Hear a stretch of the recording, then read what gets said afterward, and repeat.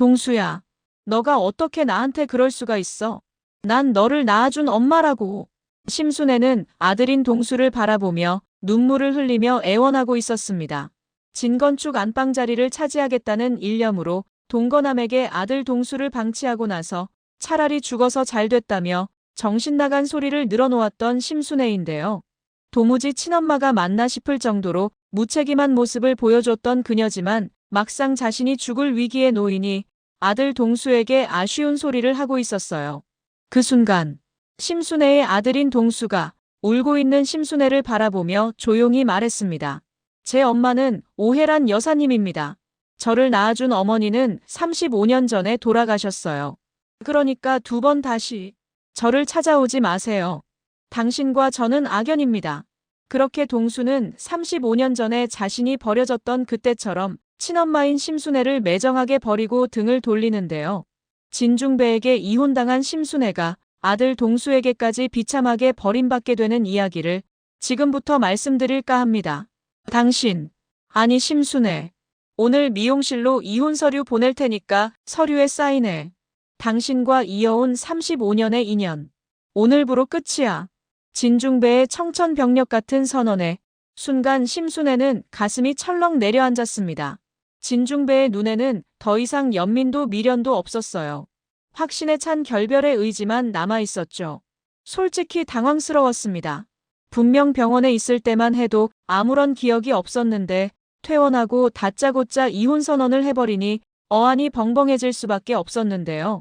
기억이 돌아온 건지 확인하기 위해 슬쩍 밑밥을 던져보는 심순애. 여보, 갑자기 그게 무슨 말이에요? 제가 뭐 섭섭하게 한 거 있어요? 그러자 진중배가 심순애를 싸늘한 눈으로 노려보면서 정체 모를 흰 종이를 테이블에 던져버립니다. 유전자 검사 결과지였죠. 당신은 피수이를 죽이고 전 남편인 동거남까지 죽이려 한 것도 모자라 내 딸을 당신 딸과 바꿔치기 했어. 그런데 뭐 섭섭하게 한 게 있냐고? 당신이 이렇게 무서운 사람인지 몰랐군. 이혼으로 끝내는 걸 고맙게 생각해. 설마 재산 분할까지 바라는 건 아니겠지. 죄인처럼 고개를 숙이고 잠자코 진중배의 말을 듣던 심순애는 돈 얘기가 나오자 순간 눈빛이 180도 돌변했습니다. 혹여나 진상아가 회사 돈을 빼돌리지 못하면 믿을 건 재산 분할밖에 없는데 당연히 절대 양보할 생각이 없었거든요. 게다가 진추아는 진중배의 친딸이었기 때문에 당당하게 재산 분할을 요구할 수 있다고 생각했습니다. 그런 법이 어딨어요? 이혼은 이혼이고 재산 분할은 재산 분할이죠. 지난 35년 동안 내가 당신 뒷바라지를 얼마나 열심히 했는데요. 그리고 난 당신 친딸인 추아의 엄마이기도 하다고요. 그러자 진중배가 비웃는 듯한 썩은 미소를 지으며 천천히 자신의 주머니 속으로 손을 넣었습니다. 그리고 마침내 그가 꺼내든 것은 병실에서 몰래 촬영된 영상이 담긴 USB였어요. 알고 보니 진중배는 의식이 돌아온 틈을 타서 탐정에게 은밀하게 부탁하여 병실에 초소형 카메라를 설치해둔 것이었죠. 그런데 아니나 다를까 산소호흡기를 빼려는 듯한 심순애와 진상아의 모습이 카메라에 고스란히 찍혔던 것이었습니다. 그저 혹시나 하는 마음으로 설치해둔 것이었는데 아내와 딸이 자신을 죽이려 했다는 사실을 깨닫고 엄청난 충격을 받은 진중배인데요. 내 산소호흡기 빼려고 했던 거 내가 모를 줄 알았어. 몸만 달랑 왔던 35년 전 그때처럼 그냥 몸만 나가. 혹여나 이혼 소송을 제기해서 재산 분할을 요구한다면 이 영상은 그 즉시 경찰서에 제출될 거야. 알아들었소? 진중배는 고개를 돌려 진상아를 바라보며 한마디를 덧붙였습니다. 그리고 진상아 너도 오늘부로 짐 싸서 당장 내 집에서 나가. 결국 심순애와 진상아는 진중배에게 제대로 약점이 잡혀버린 나머지 찍소리도 못한 채 각자 방으로 들어가 짐을 싸기 시작하는데요. 그런데 우려하고 우려하던 그 상황이 점점 진상아와 심순애의 숨통을 조여오고 있었습니다. 사채업자의 본격적인 독촉이 시작된 것은 물론이고 심순애의 경우 돈을 빌려준 투자자가 미용실까지 찾아와서 당장 투자금을 돌려달라고 난동을 부리던 탓에 제대로 된 영업이 불가능한 상황이었어요. 한 푼이라도 모아야 그나마 이자라도 부담할 수 있는 상황인데 진상아는 회사에서 대기발령 처리되고 심순애는 장사도 제대로 못하고 그야말로 진퇴양난이었죠. 초조해서 손을 떠는 심순애를 보며 진상아가 단호한 어조로 말했습니다. 걱정하지 마 엄마. 곧 있으면 페이퍼 컴퍼니로 250억 들어올 테니까 그깟 10억 한 방에 해결할 수 있어. 남은 돈으로 해외 나가서 떵떵거리며 살면 되는 거야. 그러자 심순애가 화들짝 놀라면서 되묻습니다. 25억도 아니고 250억? 그게 정말이야 상아야? 믿기 힘든 숫자였고 상상조차 하지 않았던 규모의 돈이었죠. 심장이 빠르게 뛰기 시작했고 긴장으로 마르고 있던 심순애의 입술에 다시 생기가 돌고 있었는데요. 진상아가 낮은 목소리로 말을 이었습니다. 그러니까 돈 들어올 때까지 피선주가 친딸인 거 아빠가 절대 알게 해서는 안 돼. 알더라도 우리가 해외로 뜬 후에 알아야 해. 하지만 두 사람이 계획했던 대로 일이 그렇게 쉽게 풀릴 리가 없었습니다. 뉴스를 보고 있던 왕연애가 뒤늦게 동거남의 사망 사실을 알게 되고 진상아를 의심하기 시작하거든요. 진상아의 오피스텔로 쫓겨난 왕연애는 거실 한가운데 앉아서 뉴스를 보다가 한 사건을 보고 화들짝 놀랍니다. 진건축 사옥 계단에서 한 남성이 숨졌습니다. 해당 남성의 이름은 동거남. 경찰은 타살 가능성도 열어두고 수사 중입니다. 그 짧은 멘트를 듣는 순간 왕연애는 몸을 움찔하며 화면을 주시했습니다. 아니 저 남자는 심순애랑 상하 근처에서 맴돌던 그 양반인데 진건축 계단에서 굴러서 죽었다고. 순간 왕연애는 진상아가 버린 자켓에 묻어있던 피를 떠올렸어요. 곰곰이 생각해보니 소매 쪽에 피가 묻었다는 건 다른 사람의 피일 가능성이 높다는 생각이 들었죠. 사고가 일어난 장소가 하필 진건축 계단이고 진상아가 피 묻은 자켓을 버린 날과 사고가 발생한 날이 똑같다. 독사 같은 왕연애의 직감은 당연히 진상아로 향하고 있었는데요. 때마침 전남진이 문을 열고 들어오자 왕연애가 떨리는 목소리로 묻습니다. 남진아, 아까 뉴스 보니까 진건축에서 사람이 죽었던데 혹시 그거 상아가 저지른 일이야? 그 말에 전남진은 화들짝 놀라서 되묻습니다. 엄마 어떻게 아셨어요? 지금 그게 중요한 게 아니잖니. 남진아, 상아 말이야. 이제 진건축 대표 친딸도 아니고 별 볼 일 없는데 굳이 쟤랑 계속 살 이유가 있니? 상아 쟤가 저렇게 무서운 애인지 몰랐어. 얼굴 보기도 무서워. 그러자 전남진이 왕연애에게 담담한 어조로 대답합니다. 챙길 거 챙기면 바로 이혼할 생각이에요. 조만간 상아가 만든 차명 계좌로 돈이 들어오는데 그 돈은 받고 끝내야죠. 상아한테 돈 받고 이혼하고 나면 제가 다시 아파트로 모실게요. 그때까지 모른 척 해주세요. 왕연애는 다시 아파트로 들어갈 생각에 눈이 휘둥그레지는데요.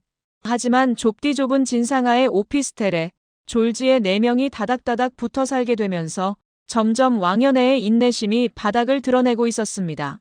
진상아와 전남진은 공동의 목표가 있으니 그럭저럭 잘 지냈지만 심순애와 왕연애는 만나는 족족 부딪히고 있었죠. 눈치를 주는 심순애에게 왕연애가 열이 바짝 오른 나머지 충격적인 말을 던집니다. 이봐요, 사돈 양반. 자꾸 나 자극하면 상아가 무슨 짓 했는지 다 불어버리는 수가 있어요. 알아들어요? 고개를 꼿꼿이 세우고 있던 심순애는 왕연애가 모든 진실을 알고 있다는 걸 깨닫고 화들짝 놀라서 갑자기 친절해집니다. 눈빛에서 적개심이 사라졌고 말투도 일순간에 부드럽고 공손하게 변하죠. 제 말은 그게 아니라요. 이렇게 하면 더 좋을 것 같다는 말이죠. 기분 상하셨다면 노여움 푸세요. 겉으로 왕연애의 비위를 맞춰주면서도 마음속으로 심순애는 전남진을 향해 쌍욕을 퍼붓고 있었어요. 진상아의 치부를 그새 엄마한테 까발리다니. 그때 필사적으로 두 사람의 결혼을 반대했어야 했다며 뼈저리게 후회하는 심순애인데요.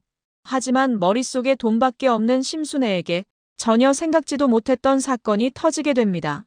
동거남이 죽기 바로 직전에 35년 전 고아원에 내다버렸던 친아들 동수에게 편지를 보내놨기 때문이죠. 그리고 그 편지는 정태상이 일하는 방송국에 도착합니다. 정태상은 보낸 사람의 이름이 쓰여있지 않은 편지가 자신의 자리에 놓여져 있는 걸 발견하고 의아한 표정을 짓는데요.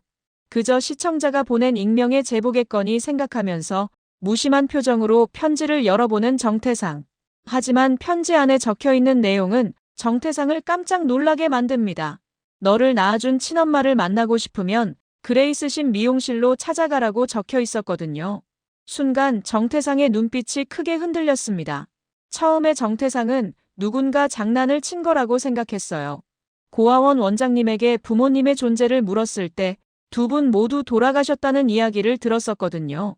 그렇게 친부모님이 모두 죽었다고 생각하며 체념하고 지내고 살아온 세월이 어느덧 35년인데요. 하지만 시간이 지나면 지날수록 뭔가 이상하다는 생각이 들었습니다.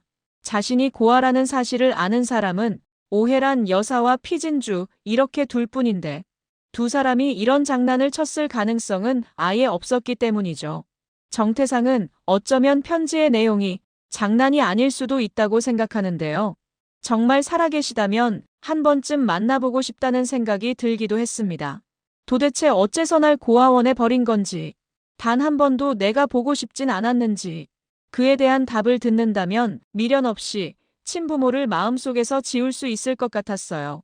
결국 이날 정태상은 그저 혹시나 하는 마음으로 같이 밥을 먹자는 피진주의 제안도 거절하고 심순애의 미용실로 향합니다. 심순애는 오해란의 가족과 불편한 사이였기 때문에 머리를 자르러 온 정태상을 보고도 제대로 인사조차 하지 않고 직원에게 자르라고 떠넘기는데요. 하지만 정태상은 분명하게 자신의 뜻을 밝혔습니다. 저는 원장님한테 자르고 싶은데요. 그 말에 심순애의 표정이 확 굳었습니다. 결국 크게 한숨을 내쉬더니 똥 씹은 표정을 하고 정태상 쪽으로 걸어오는 심순애. 정태상은 그런 심순애에게 미리 준비한 커피를 건네죠. 정막이 감도는 미용실 안에서 계속 심순애의 얼굴을 유심히 들여다보니 언뜻 자신의 얼굴과 비슷하다는 생각이 들었어요. 얼굴형부터 시작해서 눈과 코까지. 길거리에 나가서 엄마와 아들이라고 하면 사람들이 전혀 놀라지 않을 정도로 정태상이 보기에 심순애의 얼굴이 자신과 꽤나 닮아 있었습니다. 생각이 여기까지 미치자 정태상의 가슴 속에서는 알 수 없는 감정이 요동쳤어요. 설렘도 분노도 아닌 설명할 수 없는 복잡하고도 이상한 감정. 결국 정태상은 자신의 두 눈으로 직접 확인하기 위해 심순애가 잠시 자리를 비운 틈을 타서 심순애가 입을 댄 빨대를 챙기고 여분 빨대를 꽂아 넣는데요. 당연히 유전자 검사를 할 생각이었습니다. 심순애가 친엄마라고 하여 정태상의 인생이 딱히 바뀌는 건 아니지만 그래도 자신을 낳아준 친엄마가 누군지 정도는 반드시 알아야 한다고 생각했어요. 날이 밝고 다음 날이 되자 정태상은 오전 반차를 내고 곧장 유전자 검사센터로 향했습니다. 딱히 떨리지는 않았어요. 어떤 결과가 나온다고 해도 담담하게 결과를 받아들일 생각이었습니다. 단지 몇 가지 물어보고 싶은 것이 있었을 뿐, 그 이상 그 이하도 아니었죠. 그렇게 유전자 검사지를 받아든 정태상은 차량으로 돌아와서 검사지를 열어보는데요. 하지만 그 순간 그의 손끝이 멈추었고 숨이 턱 막히는 것 같은 충격이 밀려왔습니다. 결과는 충격적이게도 99.9% 일치였기 때문.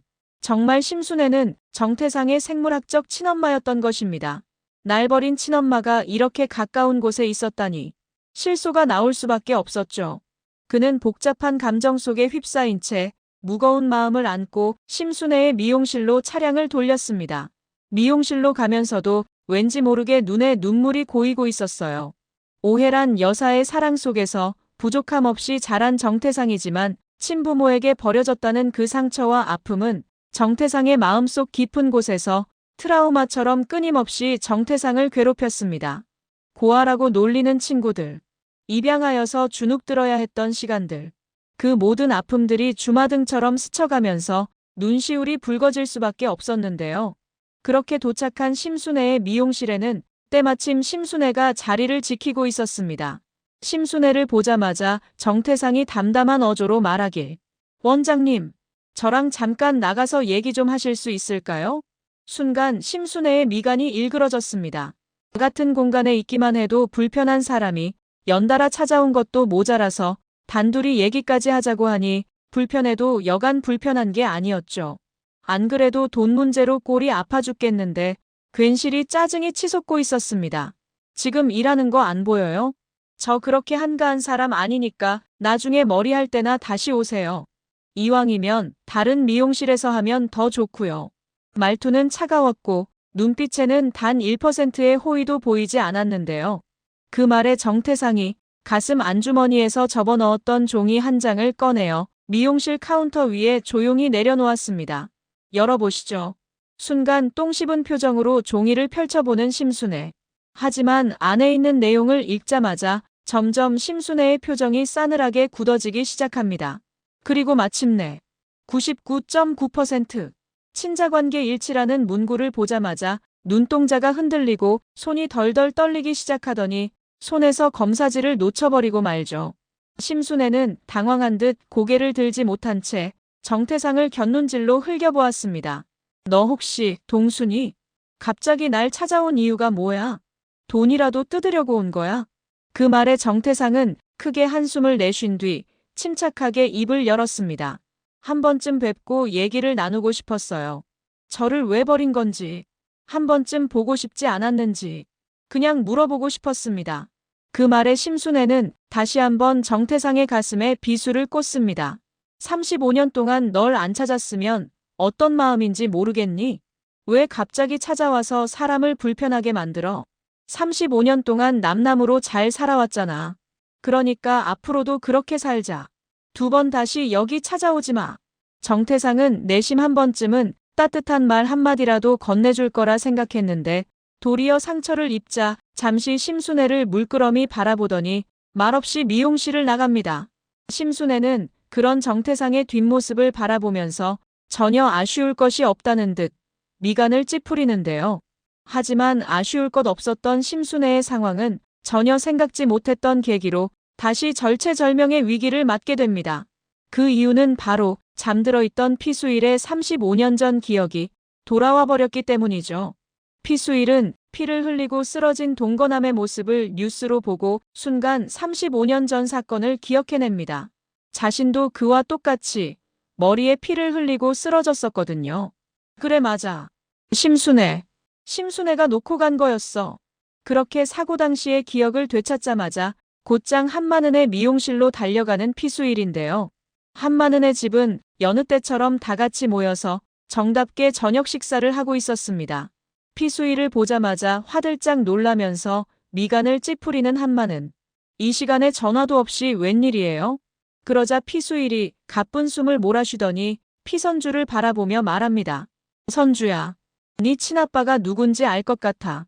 뭐라고요? 그게 누군데요? 35년 전에 심순애가 선주 너를 이곳에 버리고 갔어. 그때 분명히 회장 아들 딸이라고 그랬다고. 진중배 대표가 네 친아빠야. 순간 피선주는 도저히 믿기질 않아서 들고 있던 숟가락을 바닥에 떨어뜨렸고 곧장 피수일의 차를 타고 진중배의 집으로 향했습니다. 야밤에 찾아온 피선주를 보자 화들짝 놀라는 진중배. 아니 피선주 씨가 이 밤에 여기까지 무슨 일인가요? 그러자 뒤에 서 있던 피수일이 한 걸음 앞으로 나오더니 단호한 어조로 말합니다. 선주가 대표님 딸이에요. 진중배 역시 너무 놀란 나머지 입을 다물지 못하죠. 피수일은 진중배에게 35년 전 일어났던 일을 모두 말했습니다. 심순애와 동거남이 선주를 미용실 앞에 버리고 갔다는 사실. 그 사실을 따져서 물었다가 머리를 가격당하고 기억을 잃었다는 사실까지 말이죠. 그제서야 진중배는 피선주가 자신의 친딸임을 깨닫고 하염없이 눈물을 흘리기 시작합니다. 피선주는 그런 진중배의 손을 잡아주며 같이 오열하는데요. 다음 날 진중배는 대기발령이었던 진상아와 전남진을 아예 진건축에서 내쫓았어요. 그런데 이들이 처리한 업무를 이관하는 과정에서 진상아가 몰래 숨겨놓은 페이퍼 컴퍼니를 발견하게 되죠.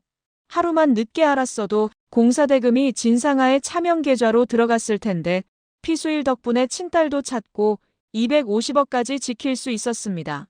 반면에 진상아와 전남진은 250억이 입금될 날만 생각하면서 한껏 여유를 부리고 있었는데 하루 전에 모든 게 들통나자 멘탈이 나가버리는데요. 그런데 여기서 전남진이 진상아에게 충격적인 말을 던집니다. 우리 인연은 오늘부로 정리하자. 250억도 물 건너갔는데 이제 서로 별 볼 일도 없잖아. 당신 정말 1억이야? 이제 전남진을 잡아둘 명분도 없고 진상아는 그저 입술을 꽉 깨물 수밖에 없었죠. 전남진이 크게 한숨을 쉬며 말을 이었습니다. 그래서 말인데, 이 오피스텔 전세금 내가 가져가야겠어. 순간 진상아의 눈빛이 번쩍이며 전신의 분노가 치솟았습니다. 그건 또 무슨 개소리야? 당신이 왜 내 오피스텔 전세금을 가져가? 빈손으로 왔으면 빈손으로 나가야지. 그러자 전남진은 눈을 가늘게 뜬 채 진상아 앞으로 한 걸음 다가서며 싸늘한 어조로 말했습니다. 나한테 영상 있다는 거 잊었어? 잘 생각해. 오피스텔 지키고 감옥에서 10년 정도 썩고 나올 건지, 아니면 오피스텔 버리고 새롭게 다시 출발할 건지. 진상아는 숨을 헐떡이며 입술을 깨물었습니다. 그리고 결국 이성을 잃은 듯 전남진을 향해 버럭 소리를 지르는데요. 야, 전남진! 네가 어떻게 나한테 이럴 수가 있어? 하지만 전남진은 더 이상 진상아의 말은 들을 가치조차 없다고 판단했는지 어떠한 대꾸도 하지 않고 엄마인 왕연애와 함께 유유히 오피스텔을 빠져나가 버리죠.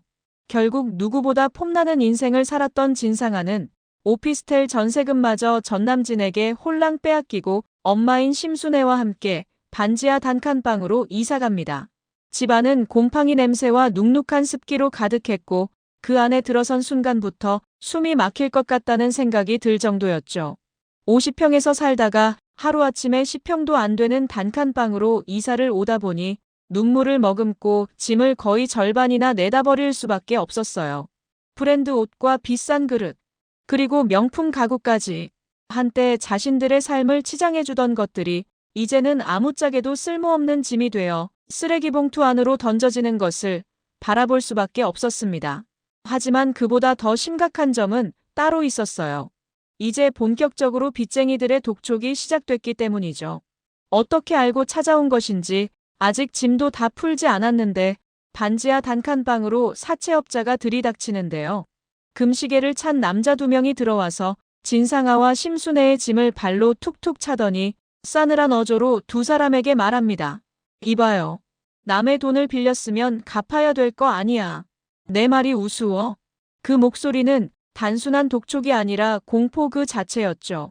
심장이 약했던 심순애는 순간적으로 얼굴이 새파랗게 질렸고 눈앞이 뿌옇게 흐려지며 몸을 가누기 힘들 정도로 숨이 가빠졌습니다. 거의 쓰러지기 일보 직전이었어요. 그러자 진상아가 울먹거리면서 사채업자에게 대답하는데요. 갚을게요. 내가 몸을 팔아서라도 빚 갚을 테니까 오늘은 이만 돌아가세요. 당장이요. 그 말에 사채업자는 비웃는 듯 입꼬리를 삐뚤게 올리더니 천천히 고개를 끄덕이며 말했습니다. 그 약속 꼭 지켜야 할 거예요. 그렇지 않으면 우리가 당신 내다 팔 거야. 차라리 죽는 게 낫겠다 싶을 정도였습니다. 큰 집에서 살다가 이렇게 작은 집에 이사 온 것만 해도 미쳐서 돌아버릴 지경인데 여기저기서 빚쟁이들까지 돈 갚으라고 난리를 쳐대니 지옥도 이런 지옥이 따로 없었죠. 그런데 바로 그 순간 숨을 가쁘게 몰아쉬던 심순애가 뭔가 좋은 묘수가 떠올랐다는 듯이 눈이 반짝이기 시작합니다. 상아야, 나 누구 좀 만나고 올게. 나랑 짐 마저 풀어야지. 어딜 가겠다는 거야? 돈 구할 수 있을 것 같아. 뭐라고? 대충 보이는 대로 옷을 걸쳐 입고 심순애가 허겁지겁 달려간 곳은 충격적이게도 아들인 정태상이 일하는 방송국이었습니다. 머리도 제대로 빗지 못했고 화장기 없는 얼굴에 지친 기색이 역력했지만 그런 것조차 신경 쓸 겨를이 없었어요. 자존심이고 체면이고 간에 아무것도 눈에 뵈는 게 없었죠. 진추아는 자신과 절연을 선언했고 이제 믿을 사람은 남아있는 유일한 핏줄. 아들 동수밖에 없었습니다. 정태상의 나이와 직업을 생각해 봤을 때 모아놓은 돈이 어느 정도 있을 거라는 생각이 들었거든요.